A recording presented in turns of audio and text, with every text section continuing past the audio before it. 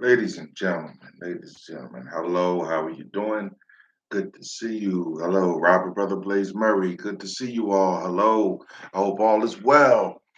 I hope you're maximizing your moments and not taking anything or anyone for granted, because we all know better than to do that. But today, I wanted to talk a little bit about last night's game, the real game, not the other game. The first game with your Philadelphia Eagles against the Tampa Bay Buccaneers. And let me tell you, I thought it was going to be a tough game that we may edge out, but I expected it to be a tough, hard-fought game. It was Eagles domination. It was domination. You understand? I thought that, our last contest against the Buccaneers, we were outclassed. We were simply outclassed and outcoached and just outperformed. The playoff in the playoffs was it 2 years ago. We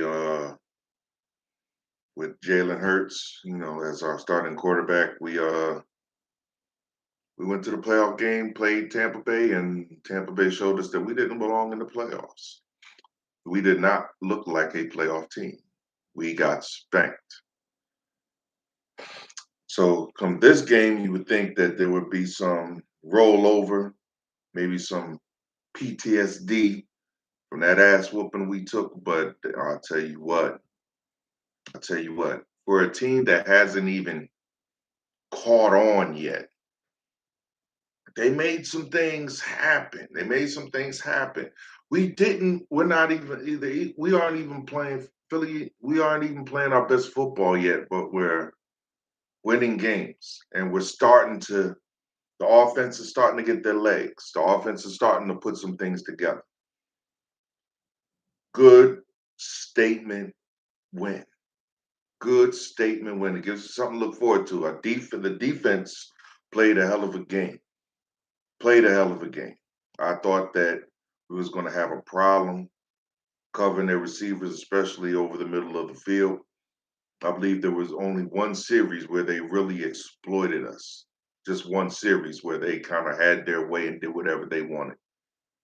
And Mike Evans and I forget the other receiver. That Godwin caught a few, but so they heard us. They came down to score, but that was the only one drive to where they really showed like that where things might have got out of hand. It was one drive. If the defense played well enough to limit it to one drive, that's what then they gave you every opportunity to win. The defense gave us every opportunity to win that game. They dominated the line of scrimmage. The linebackers played well. The secondary played well, except for one drive. The run game.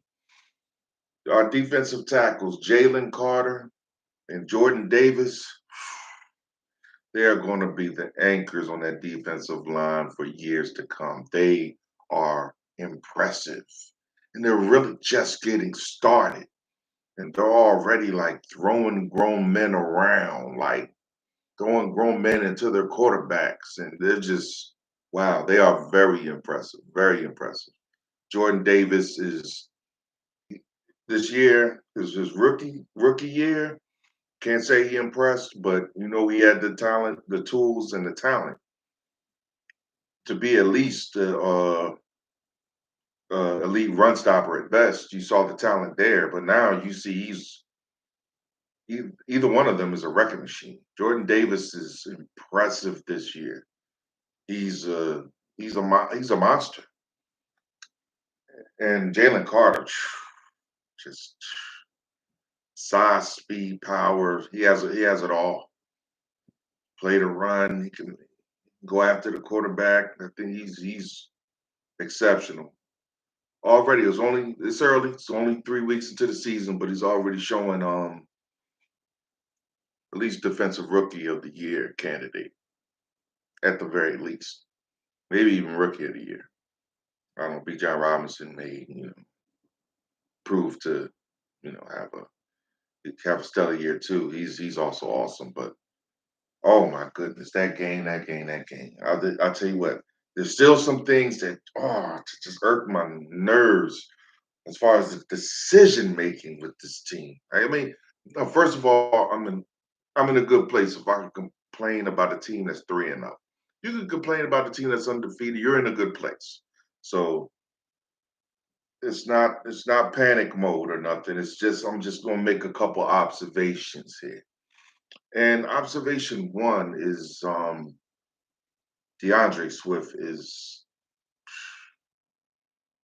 he's the best back in our roster, and he's looking like right now, looking like one of the best backs in the running backs in the NFL. But he's clearly the best running back on our roster. We have 14 or at the most 16, like 14 to 16 carries, 130 yards. That is elite production. That's elite production. And I want the organization to understand that I like Kenny Gainwell. I understand they want to do a running back by committee. For whatever reason, then they just want to. They want to do a running back by committee. Okay, fine, we'll buy into that. But understand, in any committee, there's not all partners are always equal in a committee. You got some people with more responsibility, more intelligence, more expertise than others in the committee. So you can do it by committee, but know where your bread is buttered. Know who your workhorse is.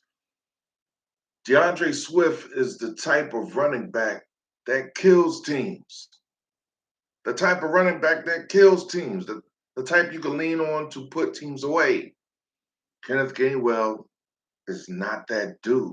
There is a separation in talent when you go from DeAndre Swift to Kenneth Gainwell. And I like Kenneth Gainwell. He's a good back. He will get you, he's the type of back that will get you 4 or 5 yards a carry. I mean, he won't hurt you. He's a decent running back. Decent running back. I like him. And I think sometimes the Eagles are they commit too long to certain players for just I don't know, just because of familiarity. And that's just I don't understand why coaches do that. It's like, well, this guy knows the playbook, yeah, but this guy's a game changer. Why don't you put the ball in the hands of a playmaker, a game changer, instead of the guy that knows the playbook and you're familiar and you're comfortable with his 4 yards when you got somebody who can put teams away with their 20 yards. I mean, come on, sometimes you got to make the common sense decision. Put your fears to the side and play to win instead of just playing to survive. I mean, I don't understand it. And what another thing I don't understand is Kenny Gainwell had it was a 4th and 2. Eagles decided to go for it. Nothing they haven't done before in recent years. Go for it on 4th down. You got we're not compromising field position terribly in that 4th and 2. So go 4th and 2. And I look and I just shook my head as soon as they started to play because I saw in the backfield Kenny Gainwell. And I'm like, why, man? Why?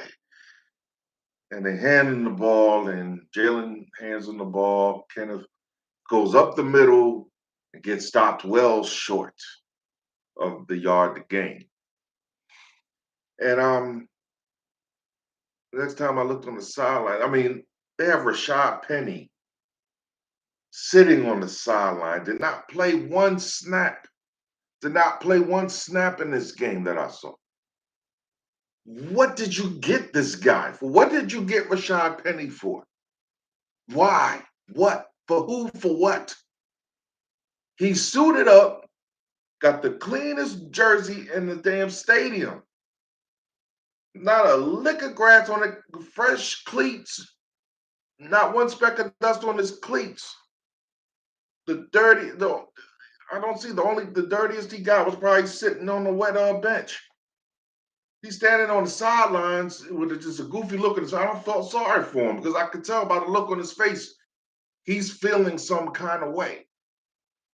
Rashad Penny is my size, man. He's like built like a linebacker. If you're going for short down yardage, why not put the ball in the hands of a bigger running back instead of Kenneth Gainwell? What is your obsession with this man? I don't get it. Why did he get so many carries in the game? DeAndre Swift blows the game open for you. You get a substantial lead on the strength of DeAndre Swift in the play of your defense. And you decide, okay, all these things are working. Let's go to Kenneth Gainwell. How is that the answer you come up with? What are you thinking? Well, what happened? Tampa Bay starts to score and all this. Oh, look. Hey, well, let's go back to DeAndre Swift. Why stop? On 4th and 2, why is Kenneth Gainwell getting that carry? It's not Rashad, your bigger back, the biggest back you have, mind you, and Rashad Penny, who's a good short yardage back. I don't know. See, it's decisions like that you can get away with when you just have a better roster than the other team. When you start playing the better teams in the league, you're not going to get away with these simple-minded mistakes that you're making for no reason. There's no explanation other than trying to be too cute, your ego in the way, or you're trying to get too clever. You're outthinking yourselves. You're gonna lose some close ball games against better teams doing that shit. You really are. Stop the nonsense. There's no need or reason. No need or reason to do some of the things you're doing. And you're lucky to get away with them now, but your luck is eventually going to run out if you keep sticking your hand in that fire. I'd rather see Hurts run it himself than hand it to Kenneth Gainwell, but you got Rashad Penny sitting on the bench for nothing. It's almost like you want Kenneth Gainwell to have success, and you don't want to see DeAndre Swift shine because then you have to reevaluate what you've thought up in your head going into this season. That you wanted Kenneth Gainwell to be your feature back, and you're looking for ways and reasons to justify doing so. But I guess Swift is out there doing this thing. He's running wild out there, and I guess maybe you're afraid to put Rashad Penny on the field because if he starts performing well too, because I think both of them are better running backs than Kenneth Gainwell. I'm not saying don't give Kenneth Gainwell his carries. Give him his carries. I like him. He's a good running back, but he's just not as good a running back as DeAndre Swift or a healthy Rashad Penny. A healthy Rashad Penny is better than Kenneth Gainwell. Y'all do realize that, right? So why is the better running back sitting on the sideline not getting one carry? Because if he does something well, then you have to publicly answer to the media and your fans why you aren't putting your better players on the field. Because if Rashad Penny plays and produces and performs better than Kenneth Gainwell, then you have to move him down the depth chart, and that's something you want to do. But come out and say that. Don't. I mean, you're playing with people's intelligence. People who know football see right through this. You're playing games. You're playing favorites. Put the better players. Put the ball in the hands of your playmakers, man. On short yard. Come on, now, common sense. You want 4th and 2. You get the ball to a big running back. See, the Eagles always try to outthink and want to play chess when the game is checkers. Big people beat up little people. Okay, that's what this offense is. We beat up little people. Big people beating up little people. Give the ball to your big running back. It makes sense. I hate when they used to do it when Darren Sproles was here and they give him the ball on short yardage situation, 4th and 1 or 4th and 2, and they hand the ball off to Darren Sproles. What? Why? The littlest person on the field you want to get the ball to. Why? In that situation, in that circumstance, Rashad Penny could have just ran towards the line and got that 4th and 2. He's tough to bring down. He's heavier. He's more powerful. He's bigger. It makes sense. But that was just one play. I'm not going to go over We won the game, so I'm not going to get too hype about that. But the offense looked better. It's not where it needs to be. I mean, there's probably a level or two that we can still get to with this offense. But they took a step forward from the previous two games. We did take us offensively, we did take a step forward, and that was encouraging to see. Very encouraging to see. So yeah, they need to. But defensively, nice job, nice job.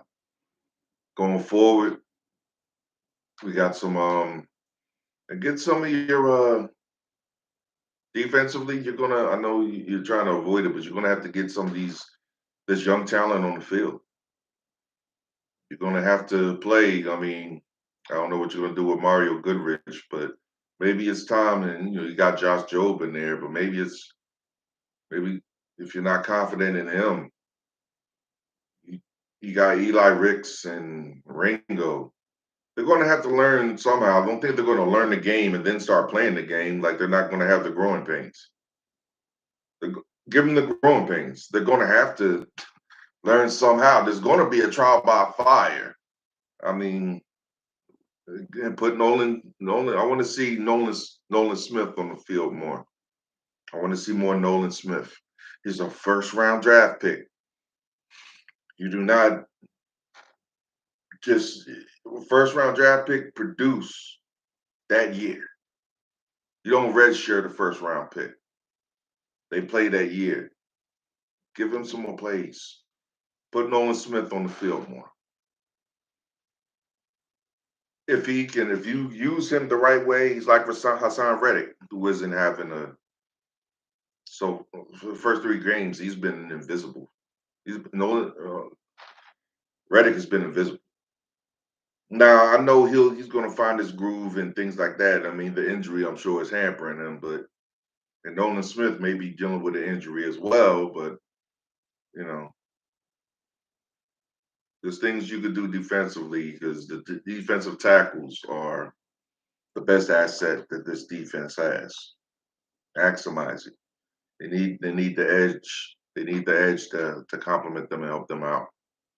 And that'll in turn help out your secondary. But 3-0 after what and I'm so glad we won. I'm so glad we won because when the Giants lost, I was on here talking shit.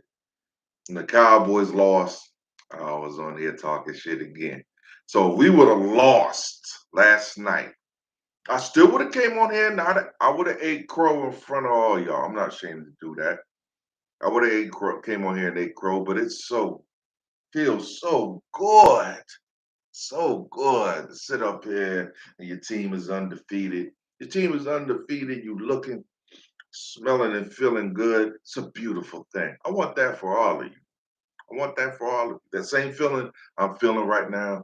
I want that for all of you, which is why I said your your Philadelphia Eagles.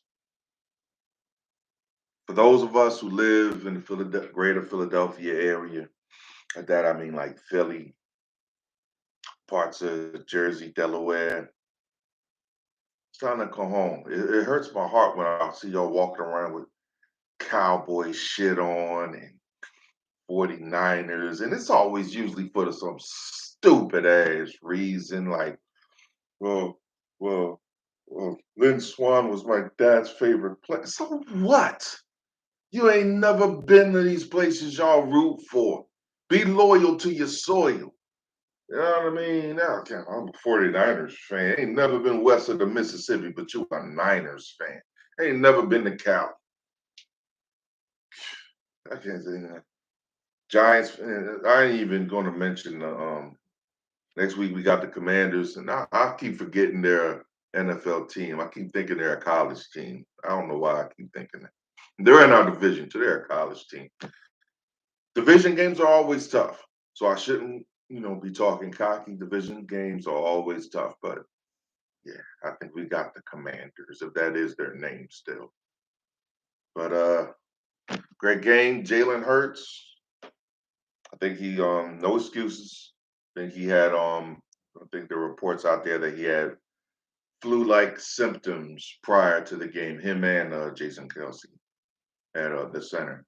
So Jalen, wasn't feeling 100%. But this is football. No, at this point in the season, nobody is feeling 100%. Everybody got some kind of ache or pain or pull, or people are paying through pain right now and playing through sickness right now. This is when a bug goes around the public. NFL players are not